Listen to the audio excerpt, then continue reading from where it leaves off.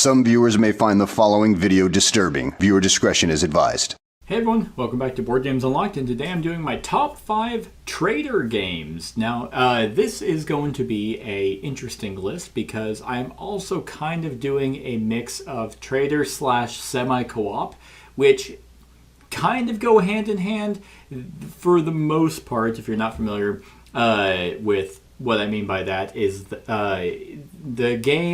these games are typically cooperative for a select few people, and sometimes there's a hidden traitor where they are secretly working against the rest of the group until something or someone brings them out as a traitor. There are ways to call them out and make them reveal themselves, or they're secret the entire time and you don't find out until the game is won or lost. And that is semi-cooperative in a sense. So I'm kind of just combining these two because I actually don't play a whole lot of semi-cooperative games. Typically they do not work. And then in terms of like hidden traitor, I do play quite a few of those, but not as many as I thought. So I figured I would just narrow it down to 5 in general that I think are really good for both of these. And as usual, I have a honorable mention, one that just didn't make the list. So let's go ahead and get started with my honorable mention, which is the Resistance. The Resistance, and there have been kind of a few iterations of this. There's Avalon, and then I think there's another one that's, I think it's a different version of this game. And then there's also Secret Hitler, kind of in the same vein. But I chose the Resistance because it's the one that I still own. It has been in my collection since the beginning of me getting into the hobby. And out of all the ones on this list, I believe it is one of the purest forms of kind of a traitor-esque hidden traitor kind of game, semi-cooperative. And in the Resistance, you hand out a roll card to all the people playing, and you either are of the Alliance or of the Rebellion, or whatever generic faction they give you. But typically, there are, depending on the number of players, there's going to be a certain number of people who are wanting these missions to fail. There is basically no board. There's a card in the middle of the table that is dependent on the number of players, and it has 5 missions on it. Each mission just has a number that tells you how many people need to go on this mission. And once there's a lead, there's a captain. They choose the certain number of people. Let's say it's 4. They choose 4 people. That group gets voted on if they want to go on. If you believe that group should go on the mission, and you're usually trying to pass or fail it depending on what your alignment is. If you are, let's say in a 6-player game, there's going to be 4 people who are loyal and then 2 who are traitors. If the 4 people on that 4 are going that are loyal, then the traitors are trying to get everyone else to agree with them to fail it. So of course it won't pass. But let's say it passes, then everyone puts in a success or fail card. Those cards are shuffled up. If even one failure is in there, then the mission fails. The point is for the loyals to get 3 missions to succeed. The traitors are trying to get 3 missions to fail. This is one of the purest forms of these kinds of games, because since there is nothing other than literally kind of just your loyalty card, you have to be really good at trying to either convince people that you're on their side and trying to get blame deflected off of you if you are not. And if you are the traitor, this is one of the hardest to get people to agree with you.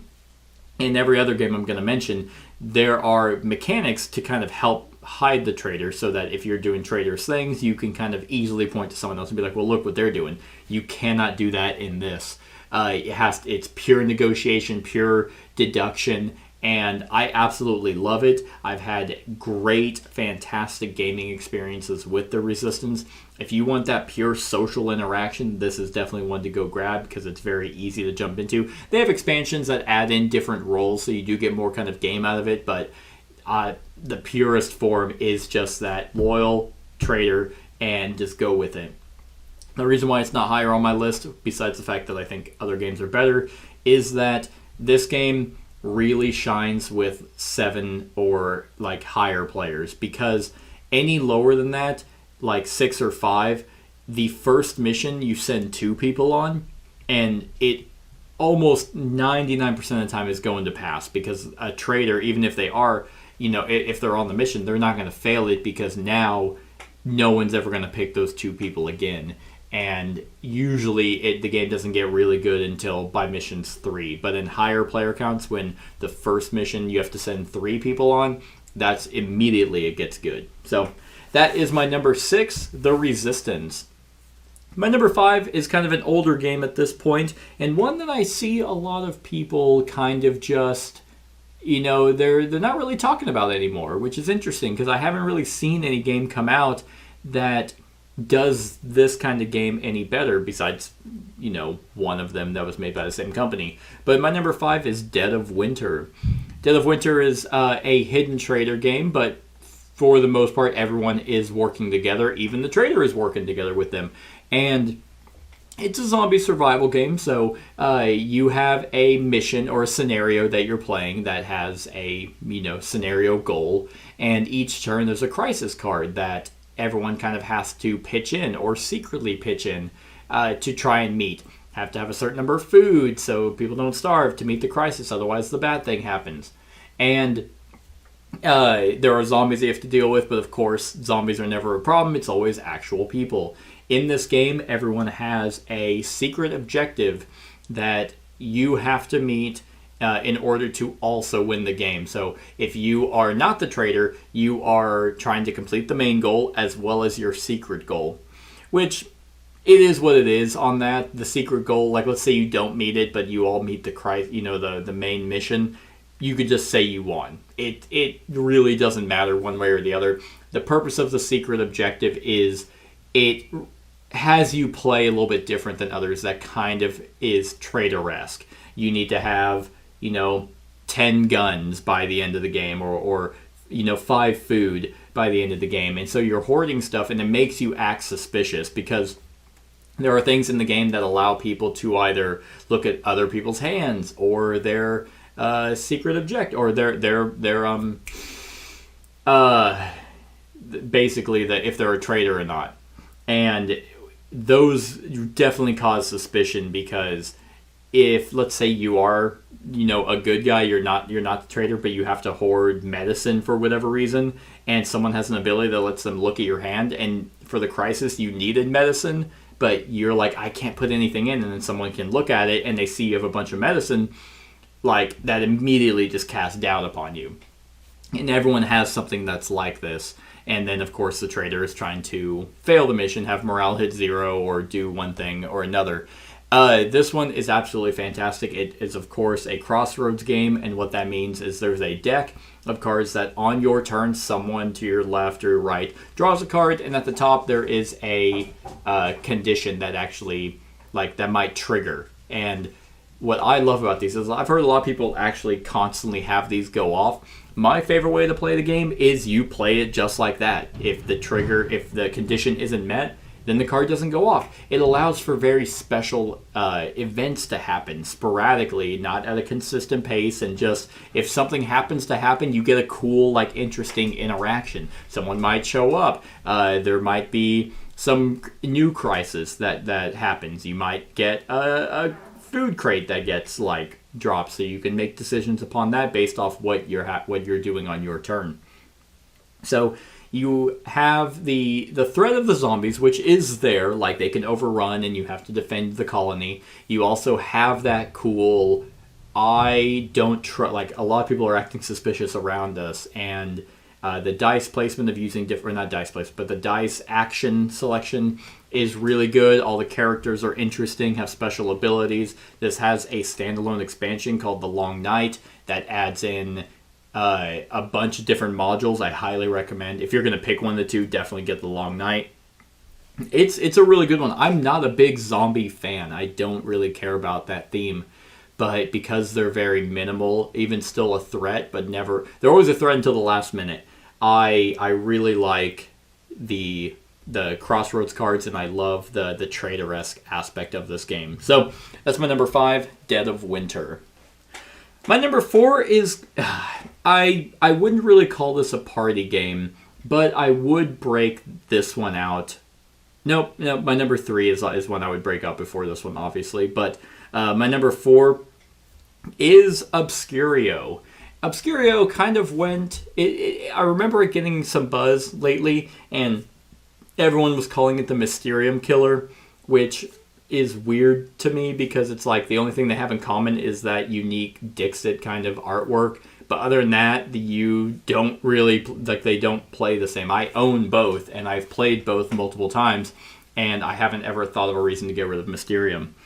But in Obscurio, someone plays kind of, you're like stuck in a library, or the players are stuck in the library, and you have, as the one person who's giving out hints, has these circular kind of cards that they have to give clues on to point them to the right door. There are six cards that come out, and you have the hint cards that you have to try and use to give the players clues so that they pick the right door. And they have to get through so many levels of picking the right door so they can win. But there is a traitor among them, and in this, the traitor actually... So you have a little book that has, like, I also want to say six different, or maybe 9 different circular cards. These are your hint cards. So as the person that's giving the hints out, you can't talk. And the traitor will pick 2, basically the ones that are getting put in, and you have to use what they are giving as hints because they get to see the doors that they're doing. And they pick the door, like which doors are going to get shuffled in as options because they can see the hints that you're giving. So they're trying to confuse the other players. So you, as the one person who's working with the rest of the group, you have to basically work around what the traitor is throwing in. So they're kind of working against you and, of course, working against everyone else. And then once the doors are shuffled, you know which one is the right one. And the traitor knows which one they're trying to divert everyone away, and then you have to try and give hints. And after that, the players, including the traitor, openly discuss where they need to go, and no one knows who the traitor is. So, of course, the traitor is trying to prevent them from picking the right door. And then on top of that, depending on how long it takes them, these threat tokens get pulled out that cause, like...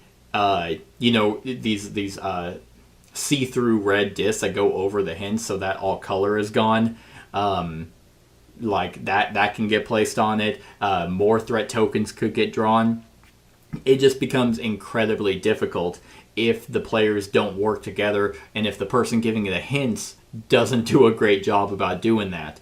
I am personally just super bad at giving hints because in my mind it all makes sense, and then whenever everyone's discussing, no one gets it, so I'm just bad at giving hints, I guess.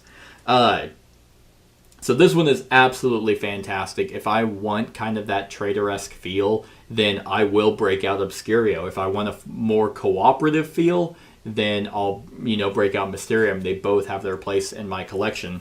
But I absolutely love games that have that kind of artwork. It's so much fun. Even if no one gets my hints, it's fun to even try. This is one of those games. This, Mysterium... is both of them are just, I feel like they're good enough that new players can be the one person and have a great time. Multiple times have I played Obscurio where it's like I'll start off, being the one person giving hints, and then we'll play another game and someone will be like, "Oh, can I try?" Because they want to. They're obviously like, "Man, your hints fucking suck. I'll do it better," and they typically do. But this one is so much fun. Because I played Mysterium first, and then I was like, well, I guess I'll get Obscurio, and the traitor being involved in trying to be like, oh, actually, I want you to pick that one, and I want you to pick, that one to be thrown into the doors because, oh, there's a lot of blue there, and, on the 2 hints, so those 2 cards have blue in them. So now, as the hint, it's like, well, I can't, do that, so it's so much fun. So that's my number 4, Obscurio.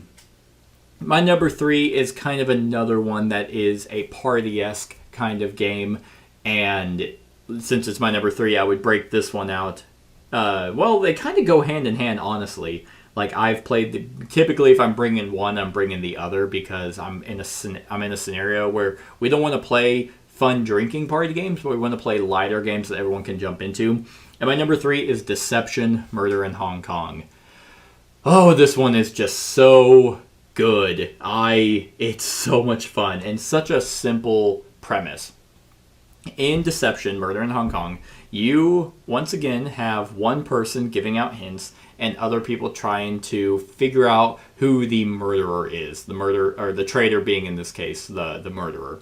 And everyone has 4 cards, or 8 cards total, but 4 red and 4 blue cards in front of them. It's 4 or 5, I can't remember off the top of my head right now.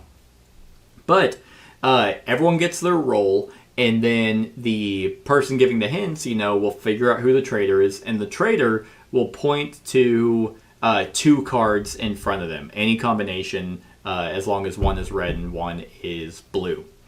And then, once they do that, like let's say, plastic bag and explosion, that's the 2 cards they picked. Then everyone, of course, opens their eyes, and the person giving clues has a stack of these cardboard slats.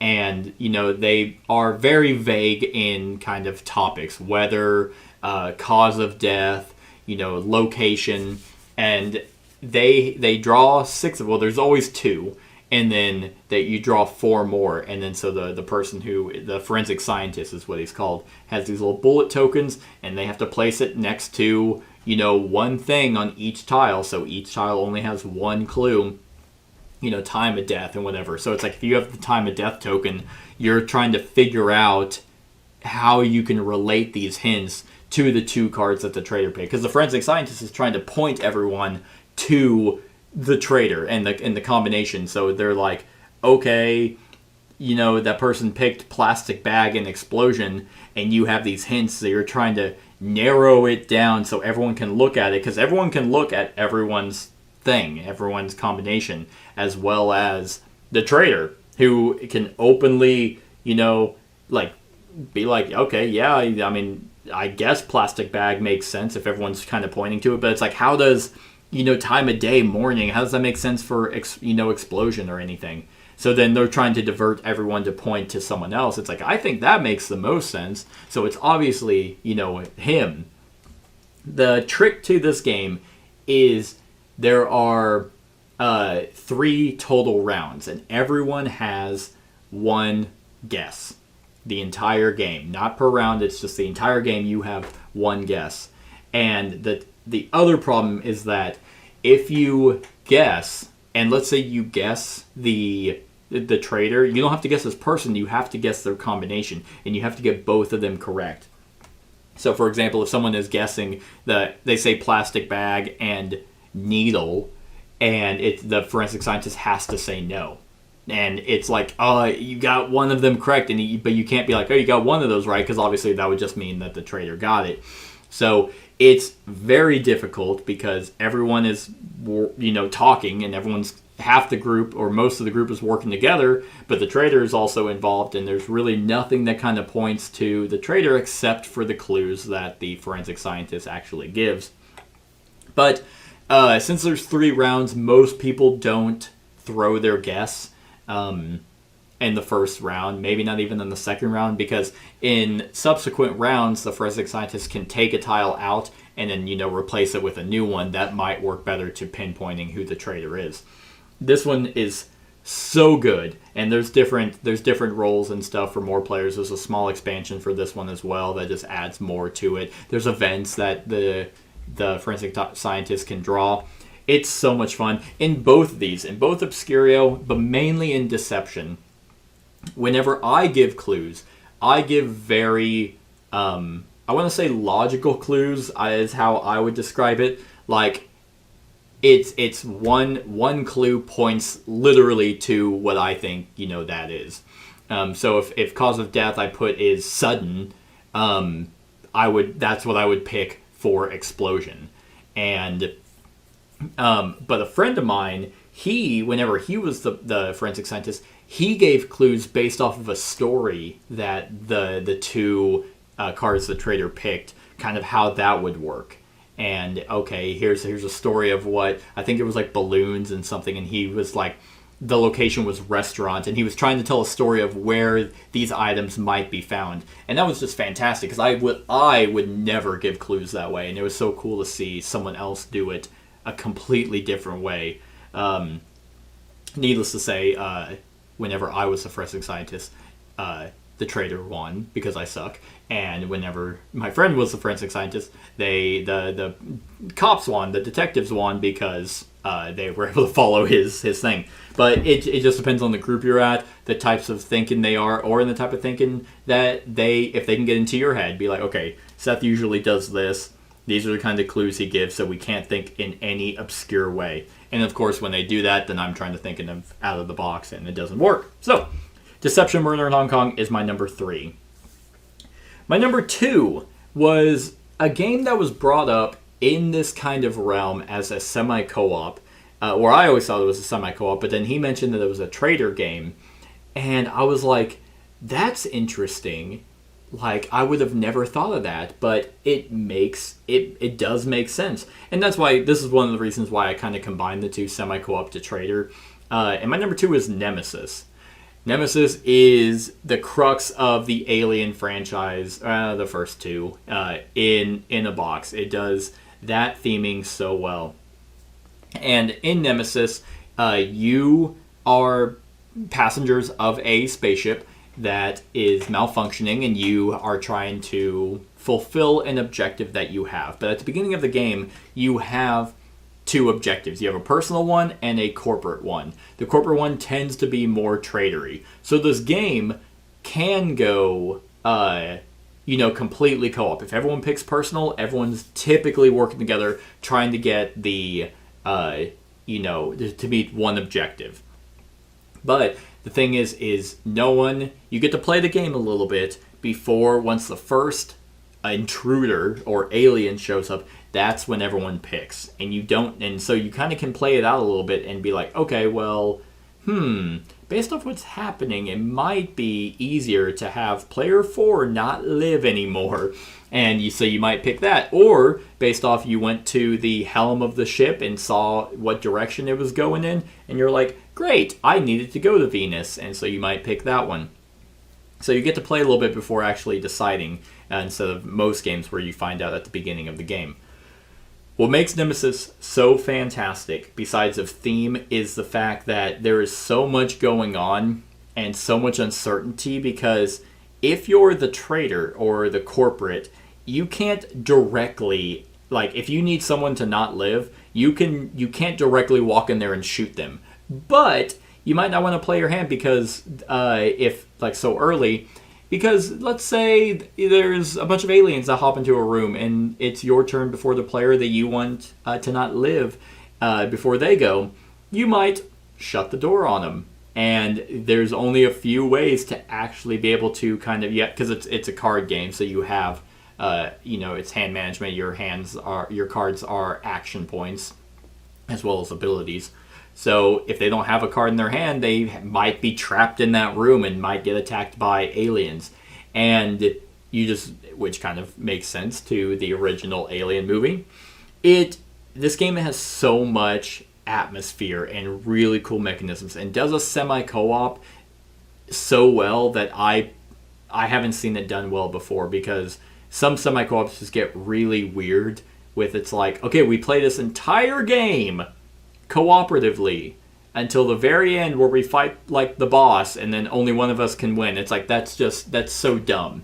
It's like, just make a cooperative game at that point. But this one has that traitor-esque feel where everyone is working together, everyone's exploring locations, using locations, getting items, killing aliens, or maybe not, and you just don't know who, because if there are ways for, if you go into the hibernation chamber and then you go to sleep, you're like, okay, I'm good, I'm safe, I'm out of the game now. If it just goes one more round, then I'll win.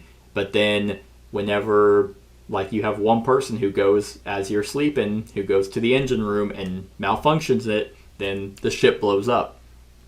So when someone goes and checks the engine room and they're like, oh, engine 1 is good, it's like, oh, okay, you can trust them.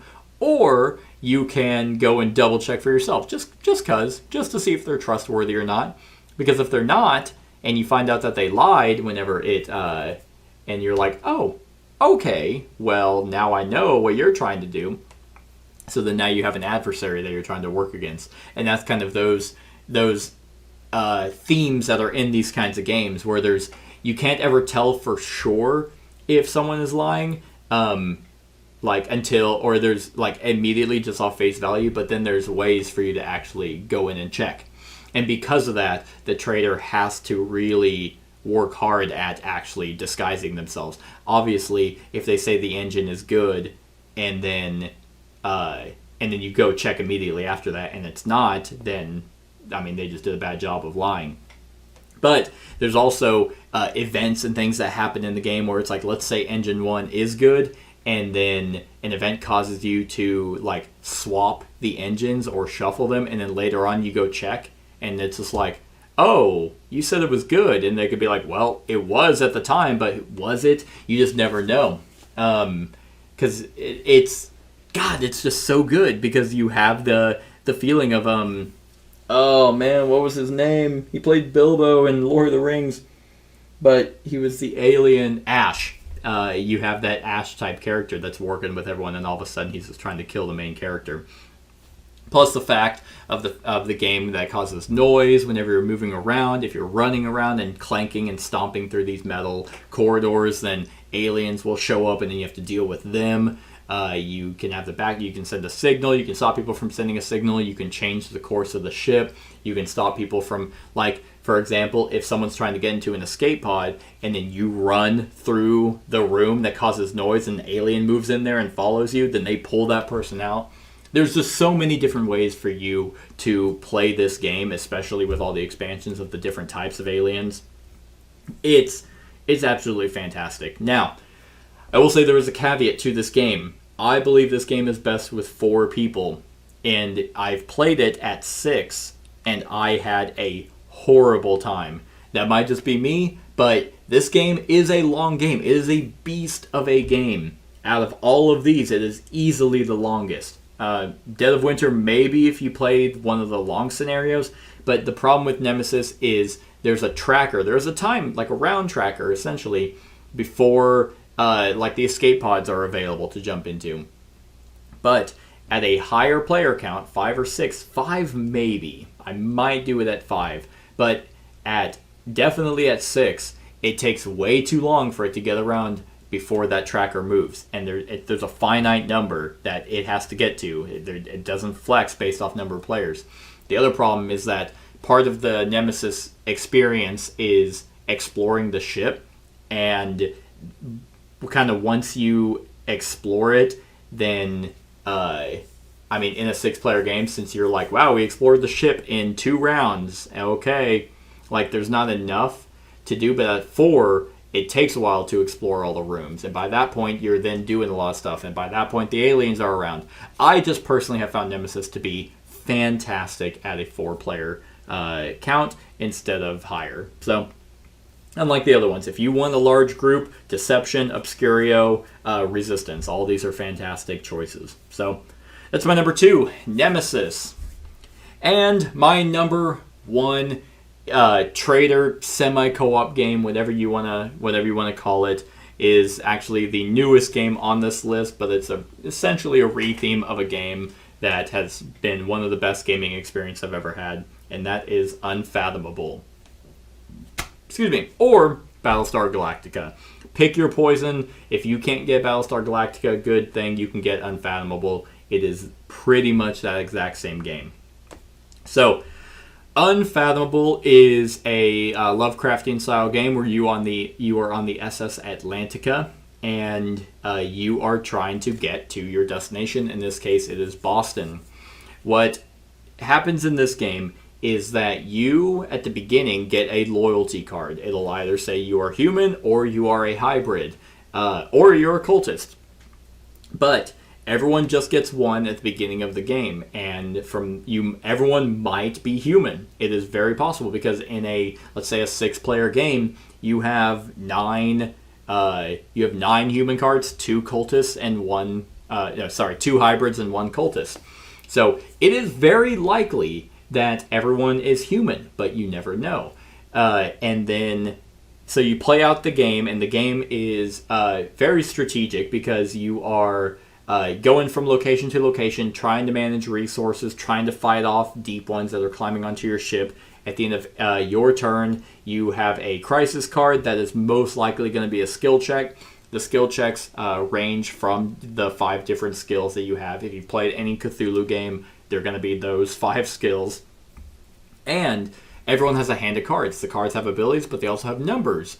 And then let's say the skill check requires lore and observation, and you need to beat a 15. Well, starting with the person to the left of the current player, they can put in as many cards as they want face down, but you always start with 2 cards from the I can't remember what but it's a neutral deck. It's a deck that has 2 of every type of card. You take 2 of those, and then everyone puts in any cards trying to contribute to either pass or fail the mission. What's fantastic about this is that because you add in 2 cards from the fake deck, it masks if anyone is trying to fail it, or it could potentially mask, because after all the cards are added, you shuffle them, and then all the cards that are for all the skills that are for the one for the mission, so in this case lore and observation, all those are positive. Any of the other ones are negative. And so if that the total, let's say you get 20 total of positive and then 6 negative, you got 14, so you actually fail the mission, you resolve the fail effect.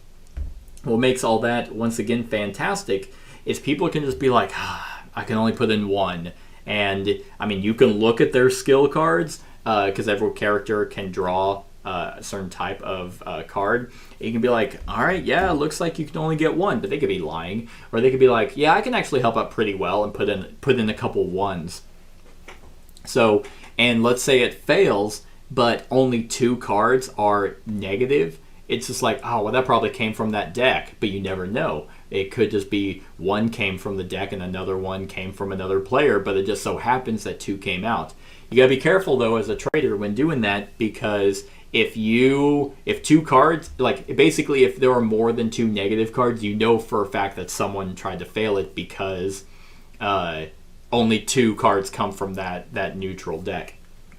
So there's just a lot of stuff that it kind of has the perfect blend of the resistance of being a good trader and trying to hide, but also like Dead of Winter or Nemesis and trying to play your hand at when you want to, start, sabotaging it. For the most part, you're going to be playing like on their side to be like, yeah, I'm one of you guys. Like I'm totally down to clown. Like let's just keep doing what we're doing. But at some point, if you're helping out the humans too much, then they're going to be succeeding all these crisis decks or these crisis cards. They're going to be getting to their destination like easier. And it's like, okay, I need to start kind of quietly sabotaging.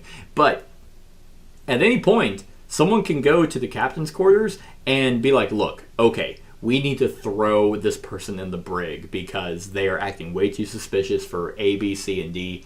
And it's a skill check. And everyone has to, they don't have to, but everyone can contribute to either get them thrown in the brig or not. Because being in the brig sucks. It basically limits you severely you're in the brig, you're in jail, you can't get out easily, except try to break out. So it's there's so much social interaction to this. There's so much stress because if any of those 4 resource tiles hit 0, you lose. Most of the crisis cards are difficult to achieve, especially if you're burning your hand a lot. You can't help. And the best part about Unfathomable / Battlestar Galactica is you are trying as the humans to get a total of 8 in your advancement cards, your location cards. So whenever you move the boat track up to advance, then the captain draws 2 cards from a deck, and these they'll have a number on them that will tell you how far up you are trying to get. Once again, you're trying to hit 8. But most of the higher up ones cost a lot of resources to actually get there. Some of the lower ones are easier. So it's you can either take a long time to get there and not get hit as bad, or try to get there as quickly as possible. But the captain might also be a hybrid, so you don't know. And it's because they pick two and they're like, all right, this they put it on bottom and then they put the one out, and that's you just have to go with what they played. But once you get halfway to that number, so once the total of the travel cards are a 4, then there is a sleeper phase. Well, sleeper is what it was called in Battlestar Galactica. I think it's Awakening in Unfathomable. But I mentioned that there are 9 human, 2 hybrids, and 1 cultist, and everyone gets 1 in a 6-player game, so that means there are 6 others that were off to the side. So now, once you're halfway to getting to that track, you shuffle those 6 and everyone gets another one. So now, if there wasn't a traitor at the beginning of the game, there definitely is now. But you don't know if there was one before or if there is one now, but at least you know that someone is. Or you know, at least in a 6-player game, 2 people are, and 1 person's a cultist. That part is just my absolute favorite, because in some of these other games, Dead of Winter and Nemesis kind of, is if you figure out that there's no traitor, Dead of Winter, for example, there is a potential there is not a traitor, unless you stack the secret objective cards to where you know someone is, which is probably my preferred way of doing it, but let's say you don't, you just shuffle the cards and deal each other, once you figure out that no one's a traitor, the game kind of becomes easy.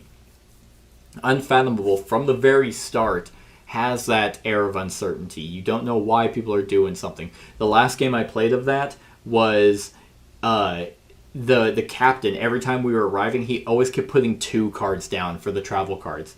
And I'm like, what are you doing? Like, why are you making this boat, like, go to a crawl? Like, we need to get there. And he's like, you didn't want to see the other one. The other one was worse. And so I convinced everyone to throw him in the brig.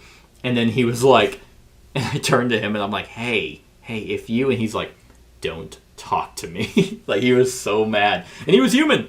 But once that awakening phase happens, now, let's say you were human and you get a hybrid card. Now you have to, because you just, I didn't know I was a hybrid, now I am. And so now you have to completely change strategy and either stick with, like, kind of being on their side and keep throwing shade at other people, or really try to tank it hard. But what's also fantastic is, let's say you are a hybrid or a Cylon, whatever, which they're the same game pretty much. Unfathomable is just cleaner, and I like Lovecraft more than I do Battlestar Galactica, and this is $70, and Battlestar is like $100 if you're getting the base game, and you have to find a third party. But let's say you are a hybrid at the beginning, and your second card is a hybrid. Well, before the track reaches, I believe it's 8, or there's a certain number where if you reveal as a hybrid, you hand out one of your other loyalty card. So if you have 2 hybrids in hand and you're like, I'm going to reveal as a hybrid, you show one of them and you hand the other one to another player. So now someone else is a hybrid, and so you can, but like, no one knows. Like, you could have handed them a human card, but everyone's like, oh, okay, why did he do that? So there's a lot of ways that the hybrid can play to try and, get others on his side to try and tank it. I mentioned that there's a cultist as well. The cultist is very interesting to play because they want the humans to get up to 8. But then once the travel cards have a total value of 8, they have to advance the track one more time to win. In that one more advancement, that's when the cultist is trying. So now, up until that point, they're human. But then it's like, okay, now we can see Boston. Now they're trying to sink the ship. So it's just fantastic. I loved Unfathomable. It's such a blast to play. It's a cleaner, smoother. There's no weird rules like there is in Battlestar Galactica. And it hits all the beats of what Battlestar actually brought. So that is that. Those are my top 5, technically top 6 semi-cooperative / traitor mechanic games. I believe I got a pretty good array of games here. So if you like this genre, then definitely check some of these out. Let me know what you think of these games in the comments below. What are your favorite trader mechanic games or semi-cooperatives? Let me know that as well. Other than that, like, comment, share, and subscribe, and have a wonderful whatever time of day it is for you. Hey everyone, thank you for watching, and I really hope that you enjoyed the video. If you would like to see more of my content, go ahead and click that subscribe button and the bell to be notified whenever I upload any new content. If you feel like supporting the channel, you can go ahead and click that Patreon link to be taken to my Patreon, and any help is truly appreciated. Other than that, stick around for any other run-throughs or reviews or cool top 10s or whatever I feel like putting on. Other than that, like, comment, share, and subscribe, and have a wonderful whatever time of day it is for you.